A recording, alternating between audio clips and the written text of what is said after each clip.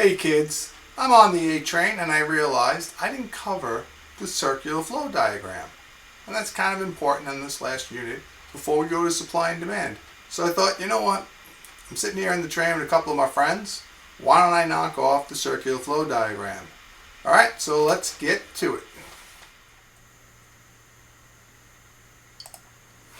Okay guys, like I said, I left out the circular flow diagram. So I figured I had a little time. We were in between stops on the train, and I thought, let's knock it off. Alright, so we have the circular flow system. Or circular flow diagram. I will tell you that I met a college professor at the Federal Reserve, and we were talking. He said this circular flow diagram is the diagram he uses in all his macro classes because it tells the whole story about the economy. So he puts it on every test. I don't think I'm going to get that crazy, but let's talk about the circular flow. Again, there are four main actors in this play. So let's just go through them and we'll talk about them. First group is the households. Households in the economy sell resources like land, labor, and capital, and they buy products like iPhones, Starbucks, and things like that.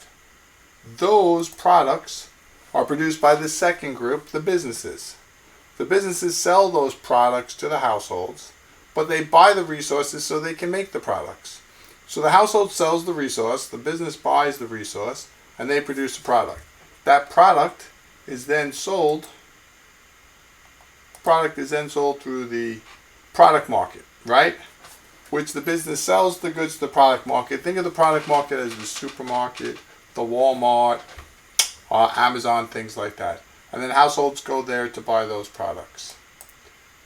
There's also the resource market. The resource market is where the households sell their resources, where the businesses go to buy them. All right, now this is the the business and the households are the two main actors in this.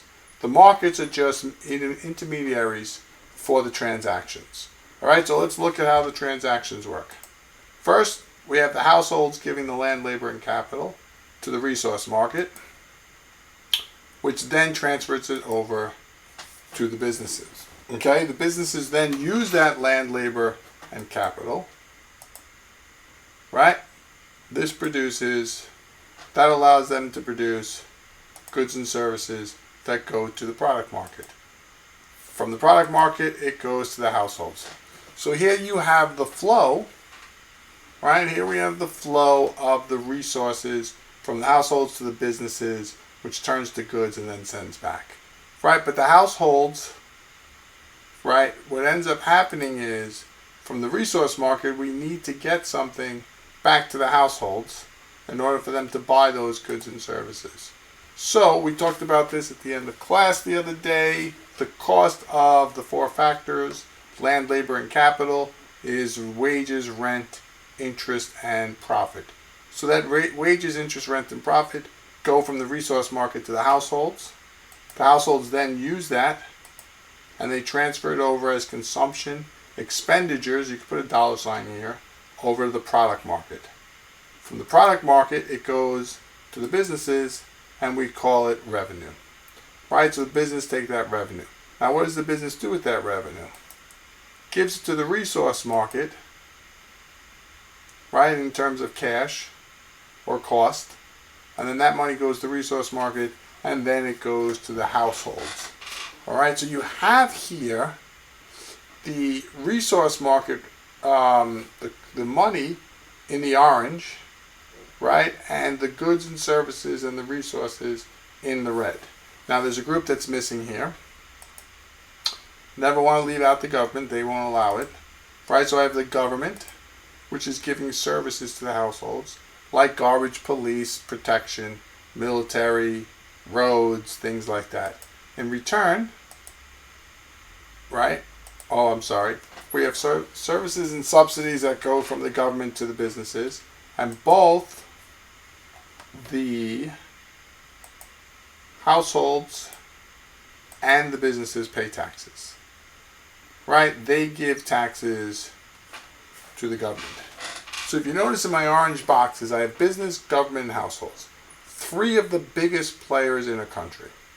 But if you have an open market system, then you're not just having 3 players, you have a 4th player, right? And that 4th player is the foreign sector.